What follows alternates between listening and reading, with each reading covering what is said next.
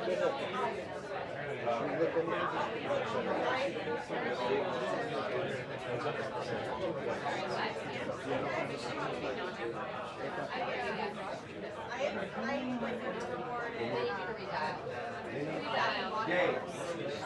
holidays ago, and they never dig out that whole thing.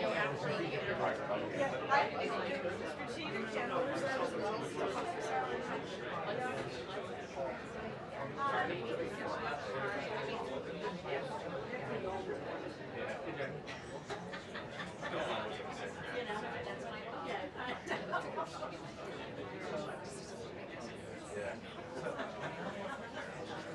Hey, Jake. I hear you. Jake.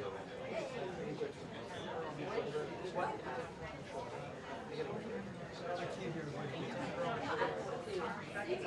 Yes.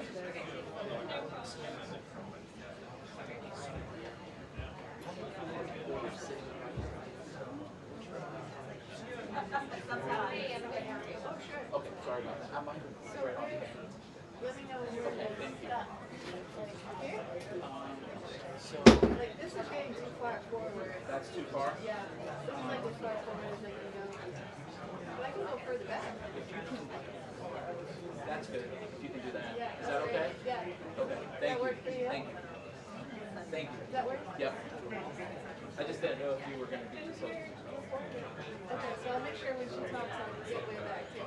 Thanks for that. I appreciate it.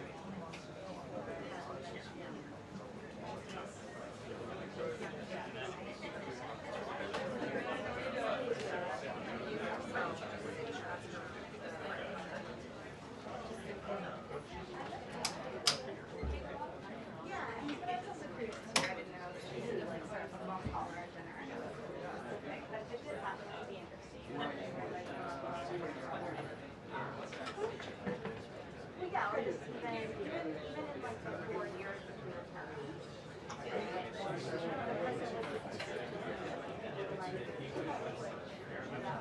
And I know like the president talks a lot about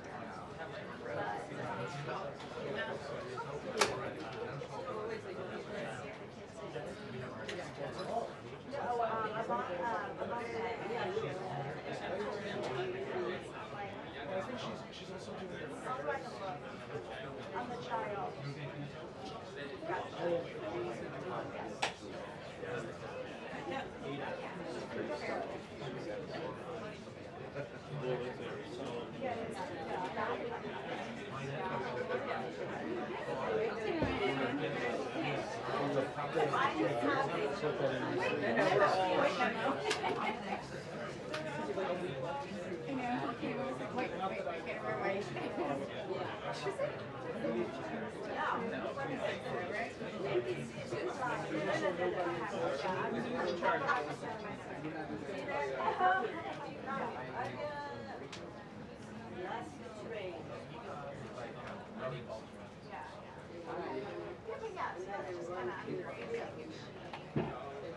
Like I said, some people said they thought she might have smoothed some rough edges, her ways, working a little magic.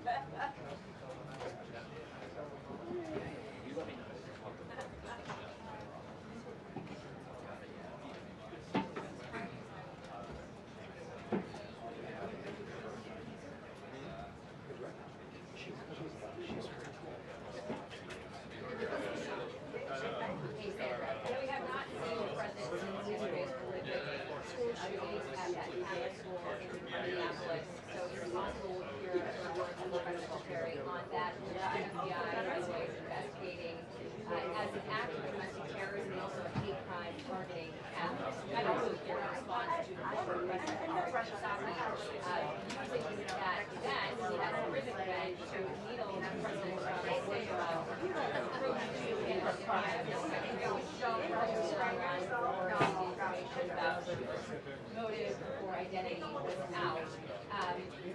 We are likely also going to get an update on this crime response across the country. As Mike just noted, the president posted on Truth Social this morning that they've got problems in Chicago, and that he says people are begging for him to go in and to fix it, but the governor is not so far asking for that, and he says to stay tuned. The Illinois governor has so far refused to invite in the National Guard, despite a different response from the D.C. mayor here yesterday, basically saying that while they feel that the presence of federal agents is somewhat working their trust in the community, he's really praising the results, touting an 87% reduction in car theft in the last 20 days, which she said had a trickle-down effect, reducing the use of guns, basically impacting everything from robberies to homicides and having an improvement right across the city. There's also a new AP poll that shows 81% of people surveyed believe that crime is a big problem in major cities. That includes 68% Democrats.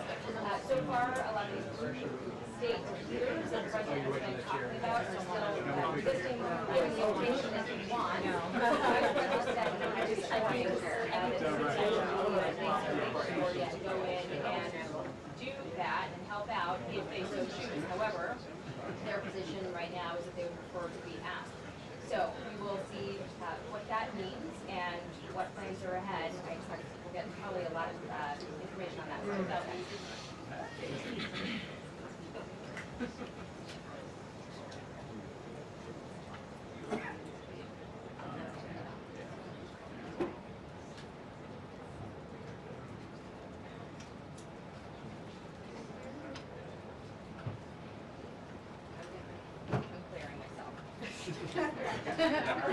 You're going to clear yourself too.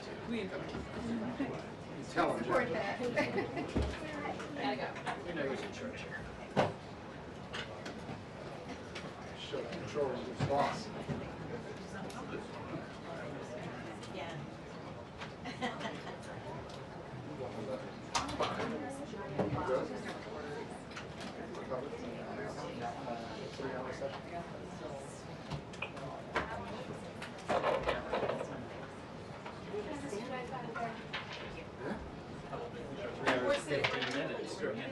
Thank you. Thank you. Twist it up.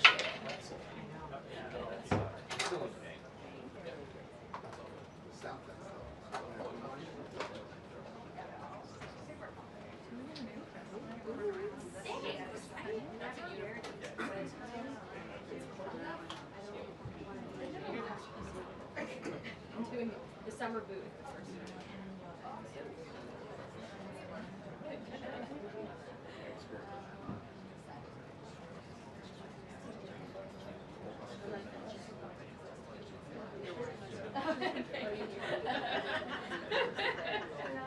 Gotta go.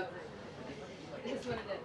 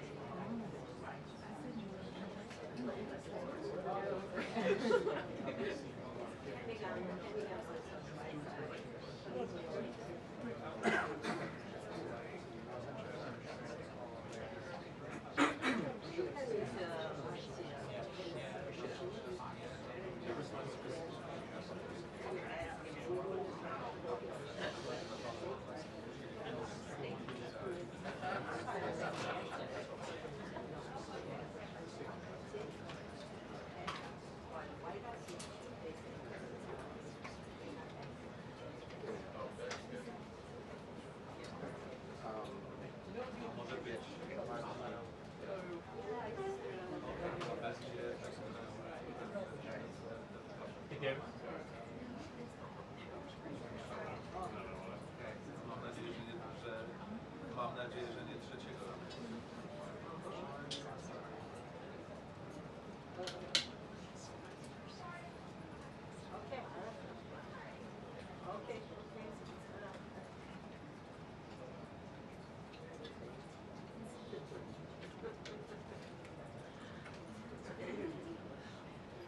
Dlaczego?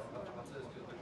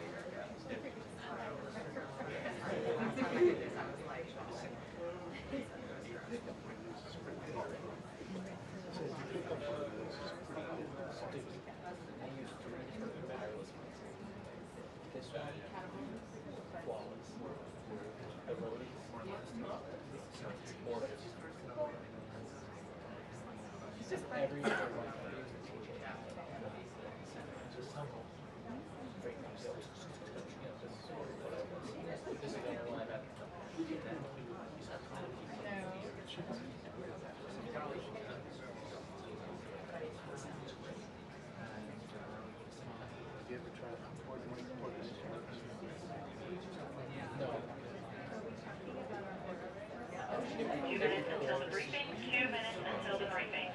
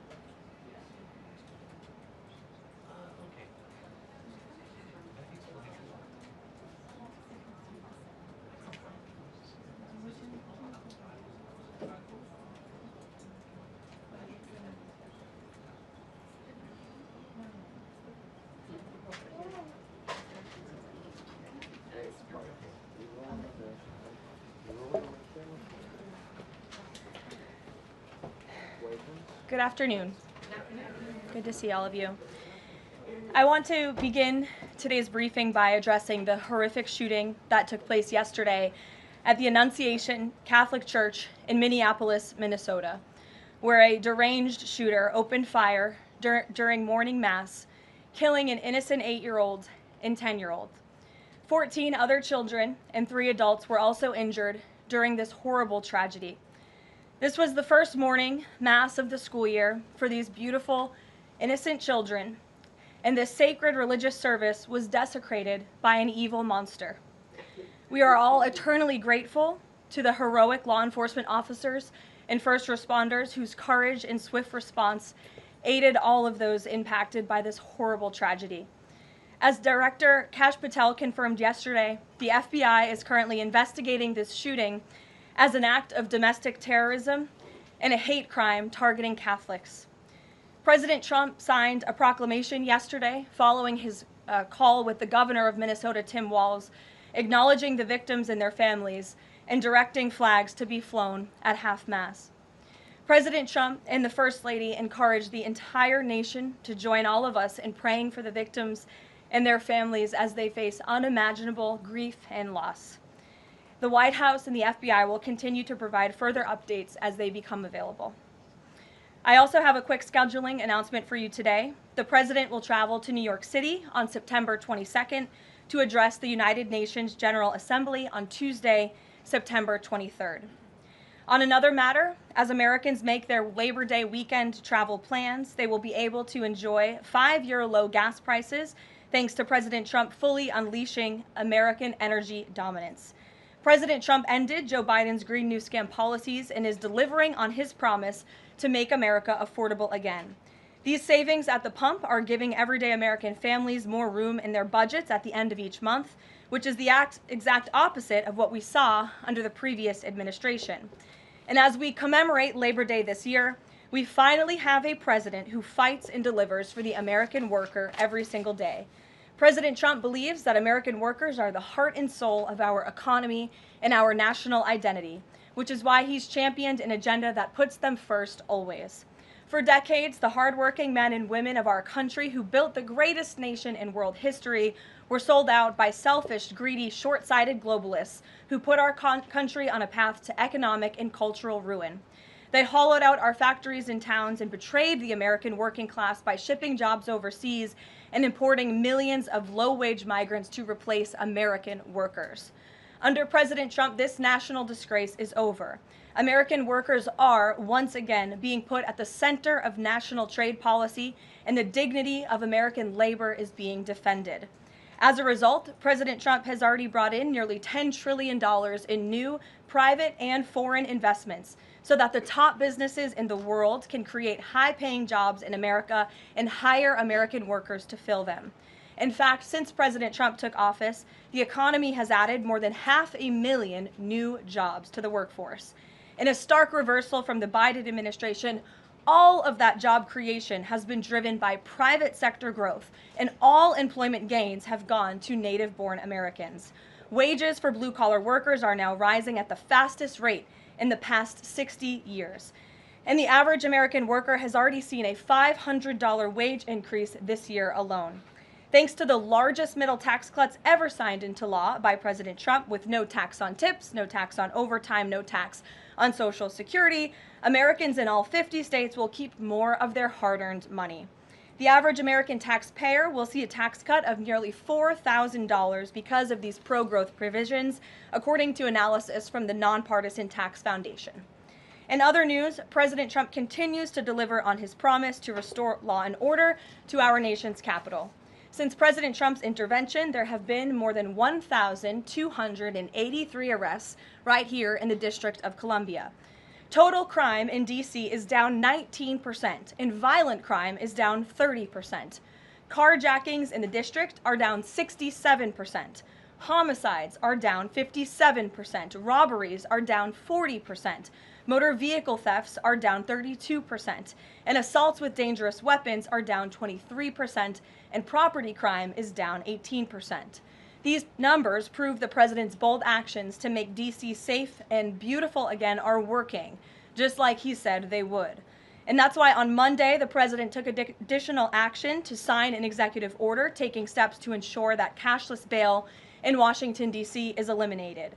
For too long, DC's reckless cashless bail policies have allowed dangerous criminals to be quickly released, which endangers everyone who lives in and visits our wonderful capital. No cash bail has also foolishly forced law enforcement to repeatedly arrest the same offenders over and over again, only for them to be released back into our nation's capital. This is the definition of insanity, and the president is seeking to end it. He also signed a separate executive order addressing the crime emergency in D.C. by instructing the National Park Service to hire additional United States Park Police officers to support public safety, and directing the U.S. Attorney's Office for D.C. to hire additional prosecutors to focus solely on violent and property crimes.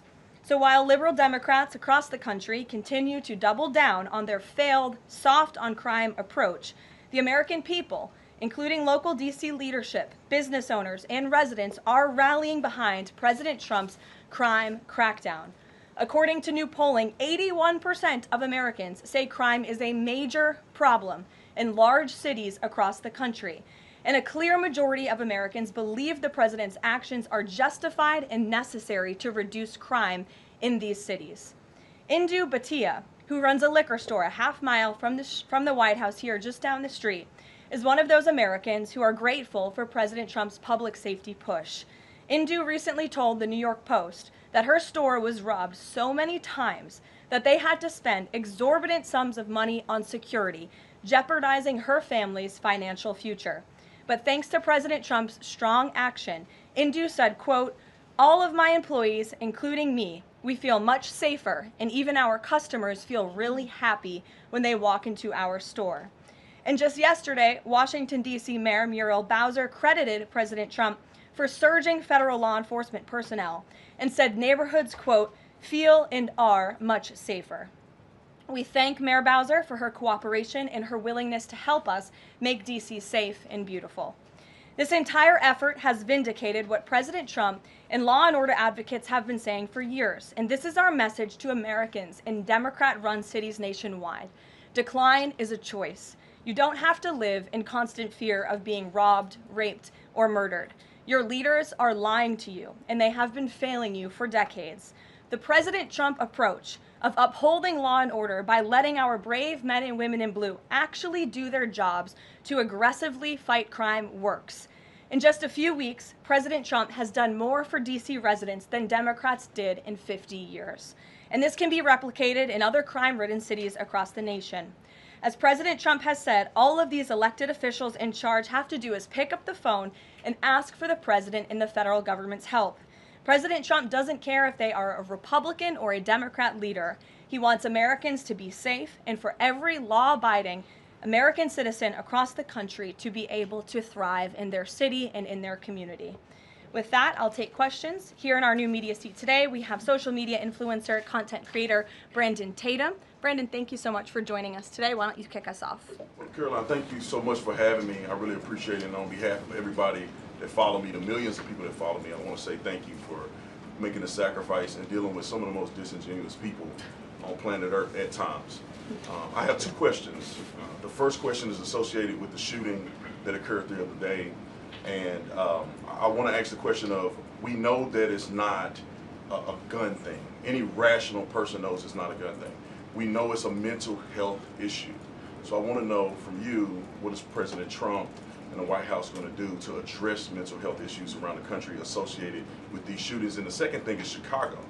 You know, anybody with, and I say with a connected brainstem, knows that Chicago's crime is out of control.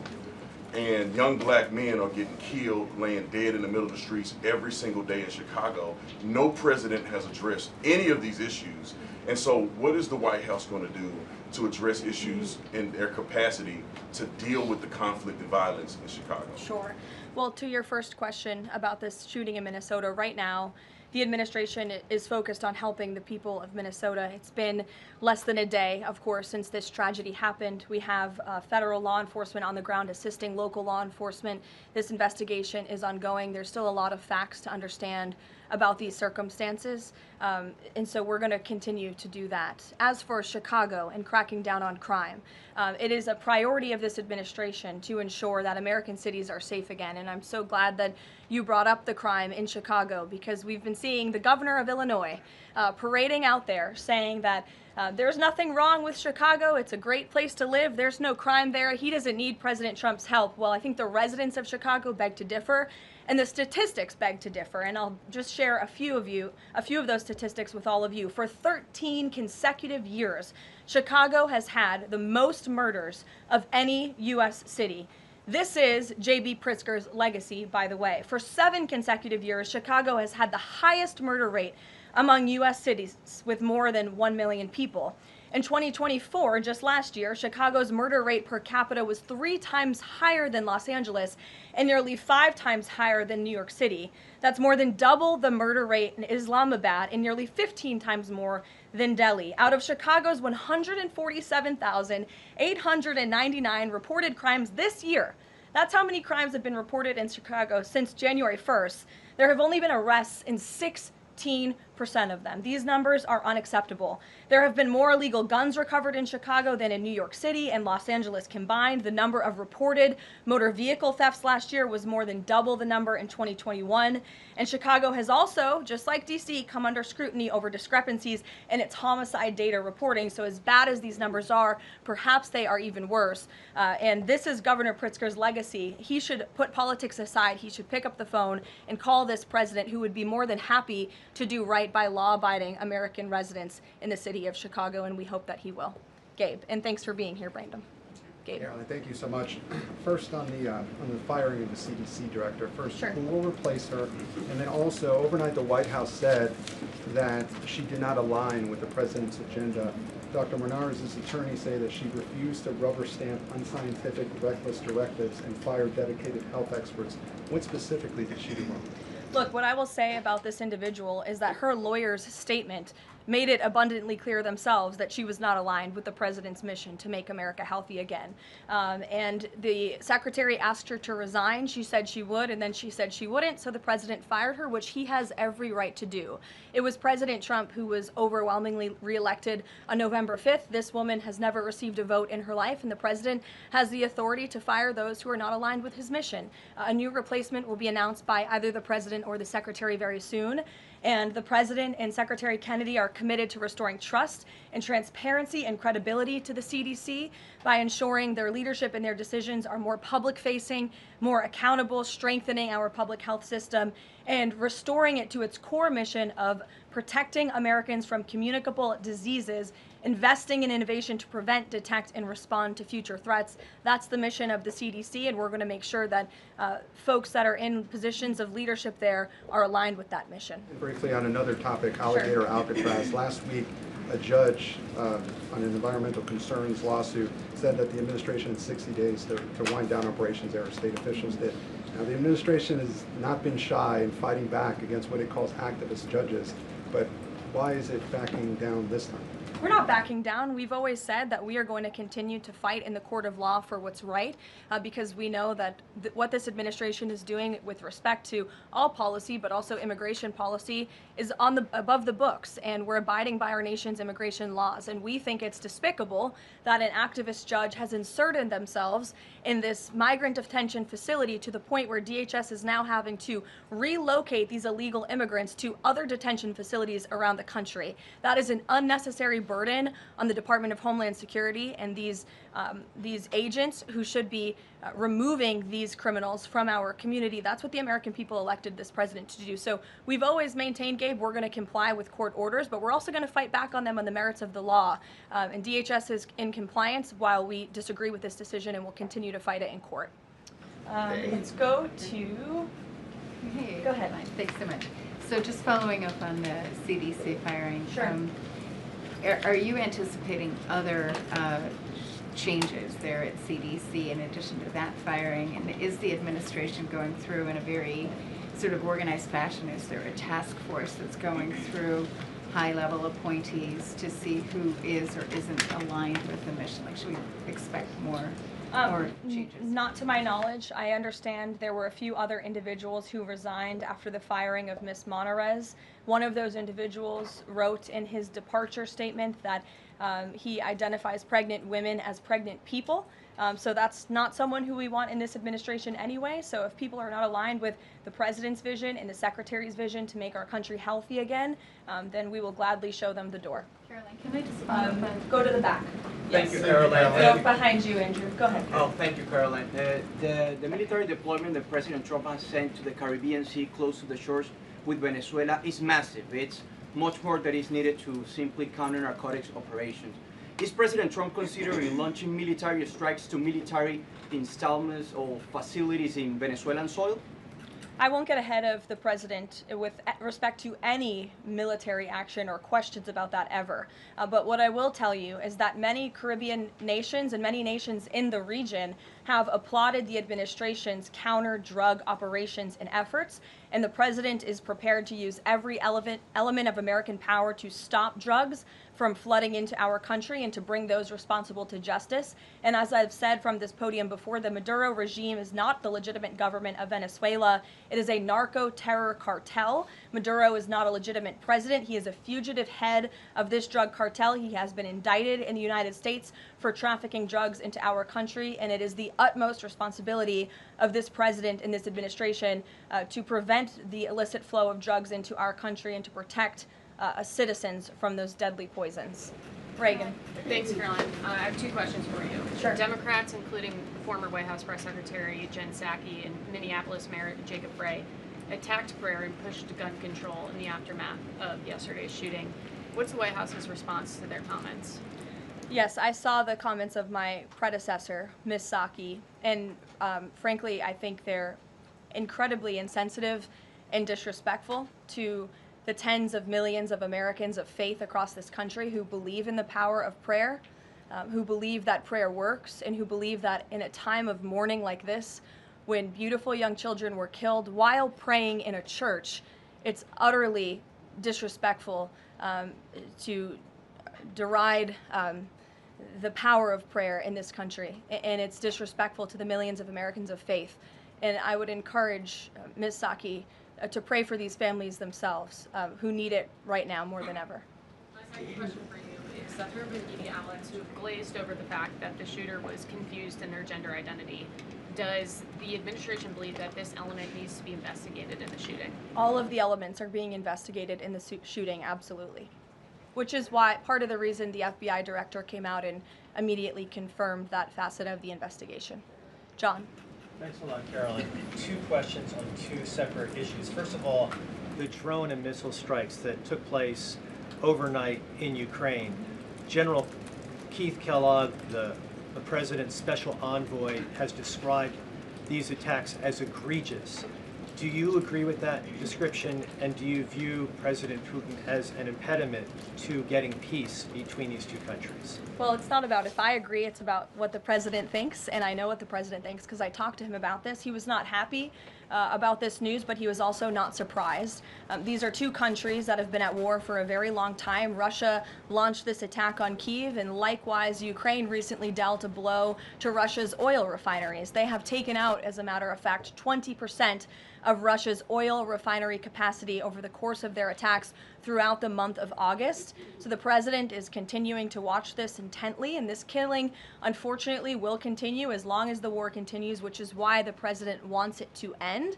And that's why he's worked harder than anyone to end this war, which would have never started if he were president. But perhaps both sides of this war are not ready to end it themselves. The president wants it to end, but the leaders of these two countries need it to end and want it to end, must want it to end as well. And I think the president will make some additional statements on this later. My second question has to do with, Carrie. I just had one more, if I may. It has to do with the president's intention to remove Lisa Cook as a member of the Federal Reserve Board. He is going or acting upon allegations that have been made by Trump administration official Bill Pulte. These are just allegations. She hasn't been convicted yet of any crime. Is the administration opposed to allowing Ms. Cook to have due process, to challenge what has been alleged against her?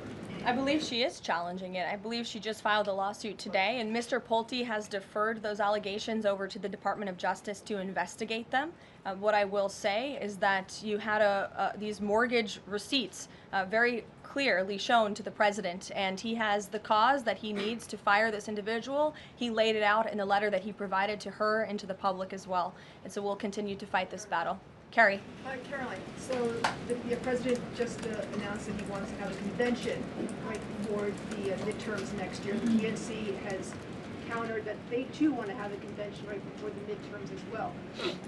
What's the White House's response to that? And can you give us just a little bit of a hint or a tease here as to how the president envisions a convention for the midterms? Look, the president put out a statement on this earlier today. I'll let him speak further on the plans that he envisions, but I think he's very proud of the accomplishments and the achievements of his administration, as he should be. The most secure border in United States history, a crackdown on crime here in our nation's capital, an attack or a reversal of the attack on our energy industry from the previous administration. As I just pointed out to you, gas prices today, this Labor Day, are the lowest they've been since Labor Day in 2020. Our economy is bringing in trillions of dollars in revenue from all over the world again. So there's so much for Republicans and for the president and for Americans across the country to be proud of, and I think the president wants to see that celebrated. But for any further details on this as they come, we'll provide you with them. Iris. Thank you, Caroline. 2 questions on the shooting. What's the administration's message to some concerned parents across the country who might be now worried about their kids' safety in light of the latest incident? We completely and totally understand the concerns of parents across the country. This tragedy it's heartbreaking. As a parent myself, there are no words to describe just the heartbreak that these families must be enduring. Which is why the President and the First Lady have encouraged everyone to continue to pray for these families and these victims.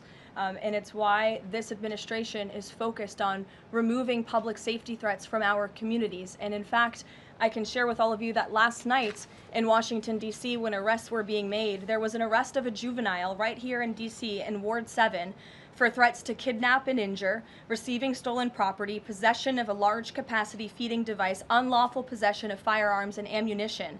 A search warrant was executed, 7 firearms were recovered, and the juvenile was arrested after an investigation was initiated based on social media posts allegedly threatening violence towards a school. So this was a juvenile who was a risk to not just himself, but the community here in Washington, and he was removed from the community last night because of the law enforcement efforts of this administration. And I would also point to the statement of our wonderful First Lady that she released yesterday. She wrote, "The tragic mass killing in Minnesota illuminates the need for preemptive intervention in identifying school shooters. Early warning signs are often evident, with many individuals exhibiting concerning behaviors and making violent threats online prior to their actions. We encourage all Americans, as the old saying goes, if you see something, say something. If you see warning signs or threats, report it to law enforcement." This administration, federal law enforcement, will take those reports and those threats seriously. They will be treated as a law enforcement emergency, and we will act accordingly. And on the First Lady's statement, would the administration consider ramping up resources on these fronts to parents and schools across the country to help them look into these signs and prevent more tragedies? It's a very fair question, Iris. As for any potential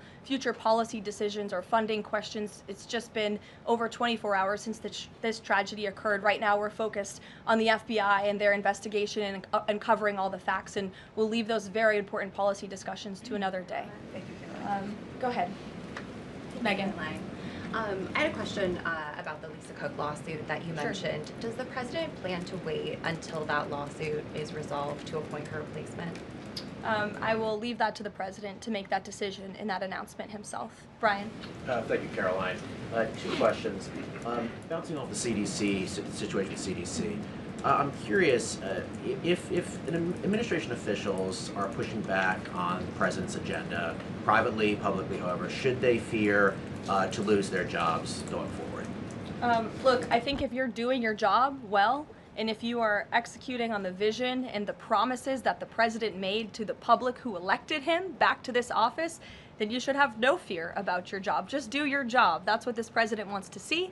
He wants to see people solving problems. He wants to see the people who have the privilege of serving the American taxpayer and the federal government abiding by the wishes of the American taxpayers who overwhelmingly reelected him in this cabinet to make America great again, or in this case, make America healthy again. On the Intel deal, where the U.S. got a stake in that company, there's two things I want to ask about that. The first is, what did the U.S. get back in return for that deal? And the second thing is, what are the future plans for giving any form of money to another company? It could be through the CHIPS Act, like this deal, or some other form of funds.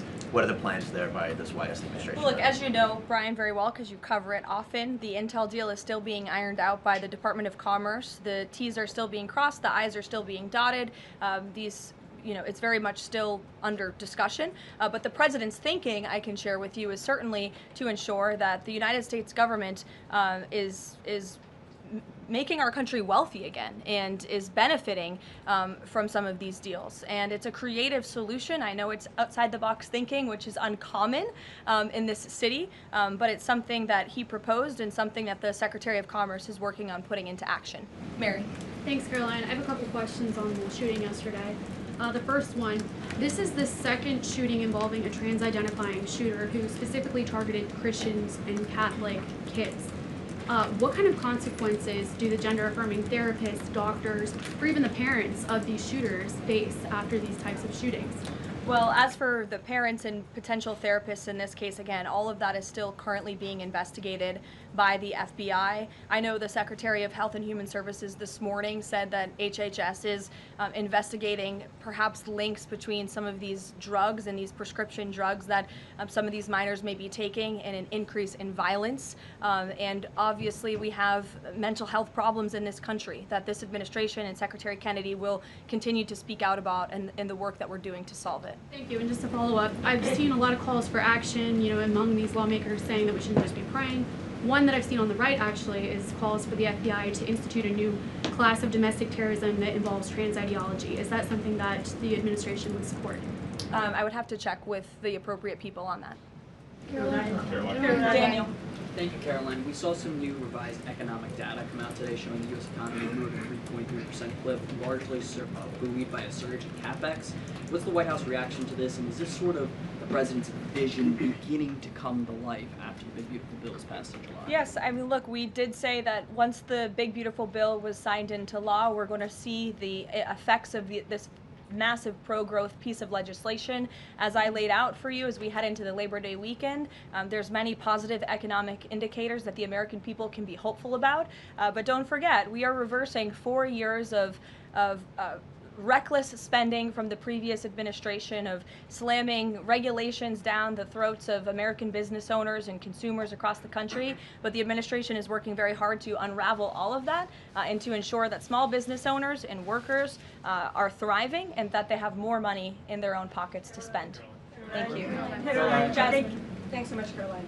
Back on the CDC, there was reporting that some of the initial problems between RFK and the CDC director stemmed from miscommunications or differences on vaccine policy. So I wonder if you could just say whether or not the president believes that the COVID vaccine should be available to and covered by insurance for all Americans, regardless of age and pre-existing conditions. What I will tell you is that the FDA recently revoked the emergency use authorizations for 3 COVID vaccinations while simultaneously greenlighting 4 new COVID-19 vaccines with 2025 and 2026 formulas. The reason for the revocation of that emergency use authorization is because obviously the COVID pandemic and the public health emergency is over. But just to correct the record, because there's been a lot of misinformation on this, the FDA's decision does not affect the availability of COVID vaccines for Americans who want them. We believe in individual choice. That's a promise both the president and the secretary have made, and it's a promise they have now delivered on. Question, if I could, Caroline. Second question, if I could. Sorry. I wonder if you could answer why the president hasn't acknowledged the shooting at CDC headquarters that took place earlier in August, where a police officer was killed, and it was reported that the motivation for the shooting was somebody who was really unhappy with the effects of the COVID vaccine. We absolutely were very much aware of that shooting. The Secretary of Health and Human Services put out a statement immediately. He was in touch with the CDC, and he actually traveled to Georgia to assess the situation and to mourn with the people who work in that building there. So. Go ahead. With respect to Labor Day, one of the most underrepresented groups right now are police officers. 30,000 police officers short in America right now. To Brandon's question, 1,300 short in Chicago, 3,000 short in New York, 500 short here in Washington, D.C. What can the White House, what can the President do to help recruitment of police officers? You've done well with the military and Border Patrol. What can be done to get more police officers on the streets of America? Well, the president has certainly been very successful in recruiting federal law enforcement. If you look at the ICE recruitment campaign that was led by he and our Secretary of Homeland Security, we've seen more than, I believe, 130,000 applicants to join ICE, which is just amazing. There's more applicants now than there are jobs to fill, and we're very grateful for that. Clearly, Americans want to serve their communities. They just need a leader who encourages them to do so. So maybe Governor Pritzker should spend less time demonizing the police, more time trying to recruit more police, and more time trying to call the President of the United States to get crime in his city under control. The President wants to allow law enforcement, whether it's state, local, federal, to do their jobs, to arrest criminals, to put them behind bars, and to remove public safety threats from American communities. He'll continue to do that. Thank you, guys.